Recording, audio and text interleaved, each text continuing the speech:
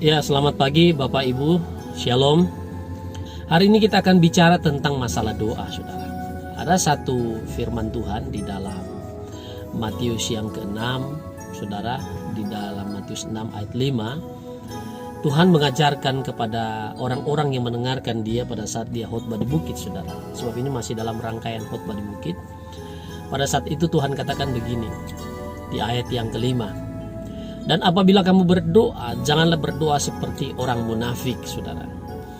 Nah, saya mau katakan bahwa di sini Tuhan mengajar kita, kalau kita mau berdoa, jangan kita berdoa seperti kebanyakan orang munafik. Nah, apa sih sebenarnya yang Yesus maksudkan dengan orang-orang munafik ini? Bukan tidak mungkin ketika Yesus sedang mengajar, sedang berkhotbah di bukit, ada begitu banyak orang yang datang, kelompok-kelompok yang datang. Bukan hanya orang biasa, tetapi mungkin saja ada orang-orang yang bertalian dengan pemerintah, bahkan bertalian dengan urusan agama seperti orang Farisi dan para ahli Taurat.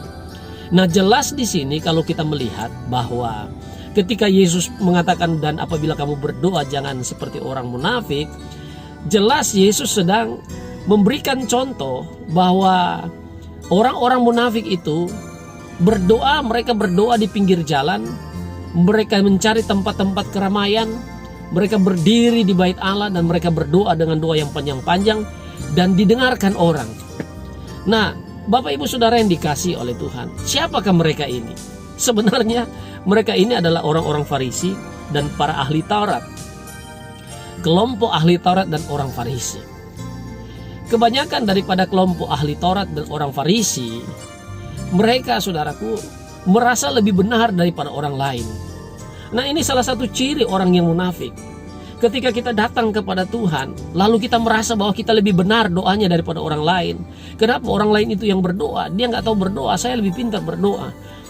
Nah, ini adalah sikap hati yang tidak disukai oleh Tuhan. Ini salah satu sikap orang munafik, saudara. Ya, mereka selalu merasa lebih benar daripada orang lain. Orang Farisi dan ahli Taurat merasa demikian. Para pendeta, hamba Tuhan, majelis, penatua dan sebagainya, mungkin mereka pekerja-pekerja pelayanan di gereja, jangan merasa lebih hebat daripada jemaat.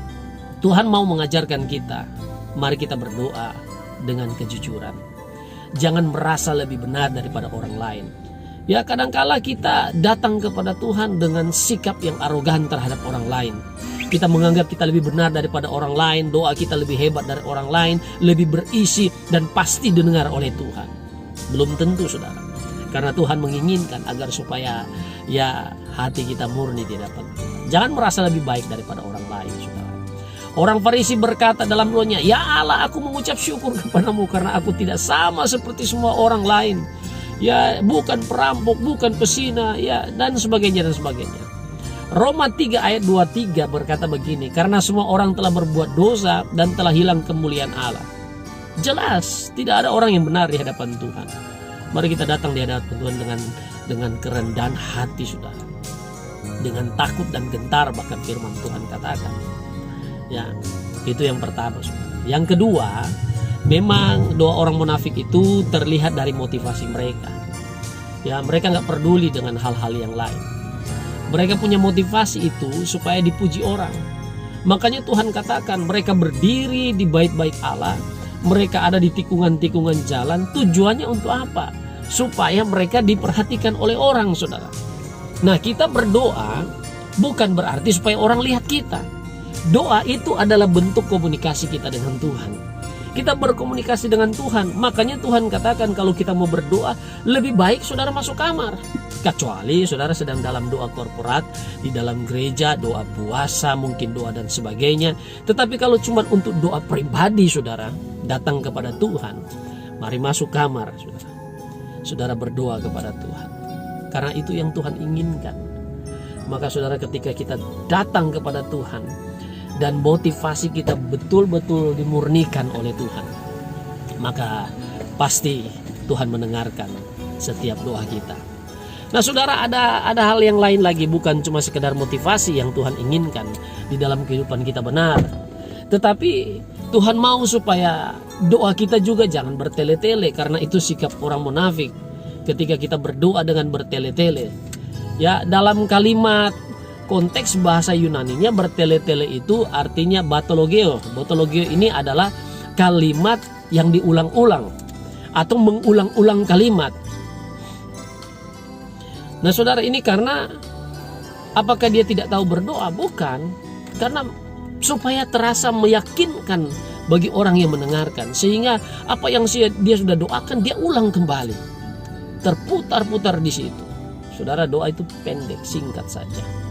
Ya, jangan kita berdoa terlalu panjang-panjang sehingga kita ngalor ngidul, kita katakan dari Sabang sampai Merauke dan sebagainya. Ada orang doa makan, tetapi dia berdoa syafaat, saudara. Ada orang cuma doa ucapan syukur, karena firman Tuhan sudah dibentangkan dan diberitakan, dia mulai doa sampai keluarga, sampai bangsa dan negara. Maksudnya saudaraku, kita berdoa pada tujuannya, pada maksud yang sesungguhnya.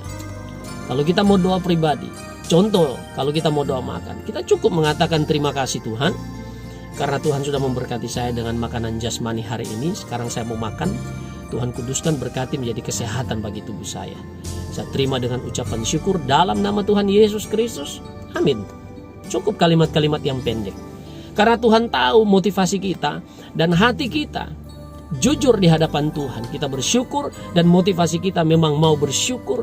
Dan kalimat kita diucapkan karena memang mau bersyukur. Nah, ini yang Tuhan inginkan. Jadi kesimpulannya saudaraku, saya mau katakan bahwa janganlah berdoa seperti orang munafik.